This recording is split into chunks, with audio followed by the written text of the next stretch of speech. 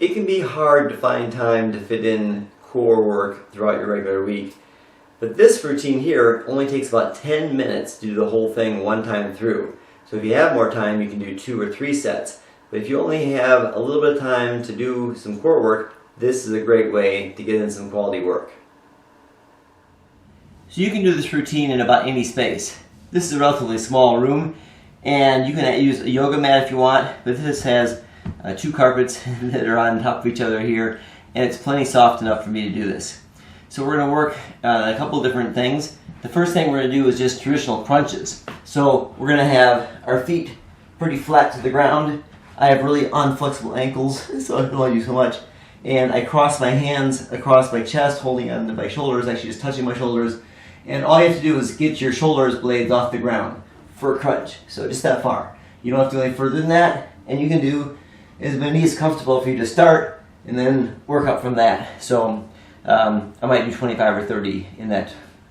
And then the next thing I do is just hip thrusters. So again, flat on the back, knees bent, feet flat on the floor, and then you just put your hips up in the air. And then you can extend a little further up than you think you're comfortable with too, just a little bit more of a push at the end. So just lift up, thrust a little further up, back down, and you can do about 10 of those. The next thing is a little bit unusual for some people, but I used to be a wrestler years ago, and so I actually do neck bridges. So if this isn't comfortable for you, you may not want to do it, but basically you put your feet flat on the floor, put your head on the ground, and you arch back up. So only your head and the soles of your feet are touching, and that actually lifts your hips up as well. And I hold that for like 5 seconds, come back down, back up, hold that for 5 seconds, and I'll only do that maybe like 3 or 4 times. The last one on our back is one where we extend our legs out and our hands out. So we start with our legs up in the air, our hands up in the air, and first I'll put my right leg out and my left arm up. And then I bring it back, put my left leg out, my right arm up. So opposite sides. And we'll do 10 sets of those. So 1, 2, 2. Alright? And do 10 of those. And then we move to our side. And we just do side planks. So elbows down, feet on the floor, legs pretty straight out, and we lift ourselves up to a side plank. And I also throw in an arm thrust upward as well too. So we're down here, 1, back down, back up, 2. And we do 10 of those. And we'll do those on both sides. So we'll switch to the other side, excuse me. And again, your ankles will be on those sides, your feet will on the floor, elbow into the floor, up, and arm up. 1, up, arm up, 2.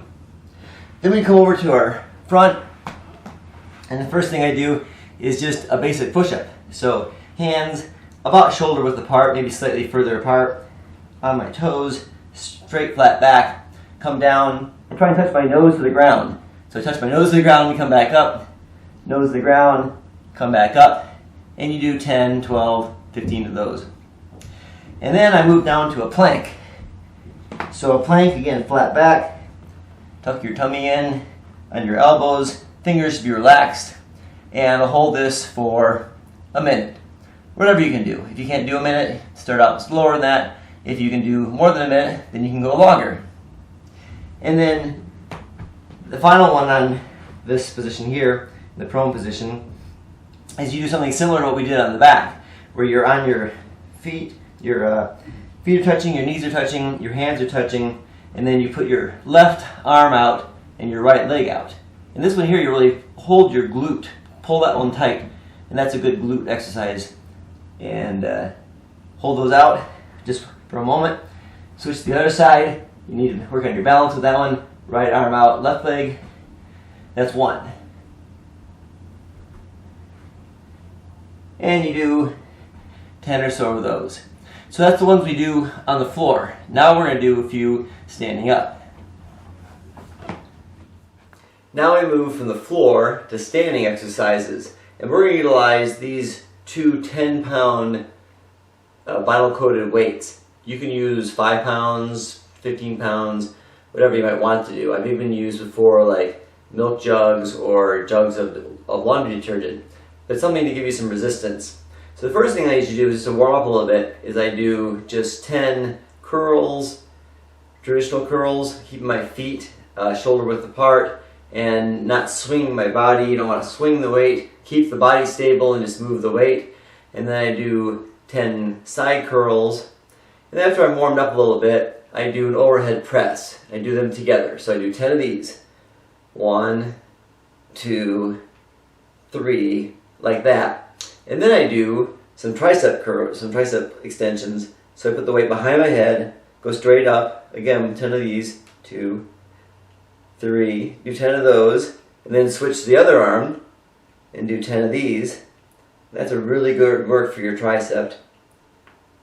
And then I do 10 side extensions. So I do 10 of these. And these here you want to make sure you're not, again, not using your body to swing the weight out, but keep your body stable. Pull the weight out, drop it back down. That's 1, 2,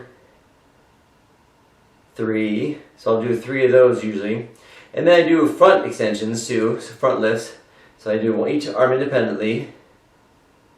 So that would be 1. Again, you do each side. 2, 3. And then I finish it up again by doing, again, 10 more traditional curls and then 10 more side curls. So if you do both the floor and the standing exercises, you should be able to get that done in about 10 minutes. And it's a great way just to start off to get your core in good shape.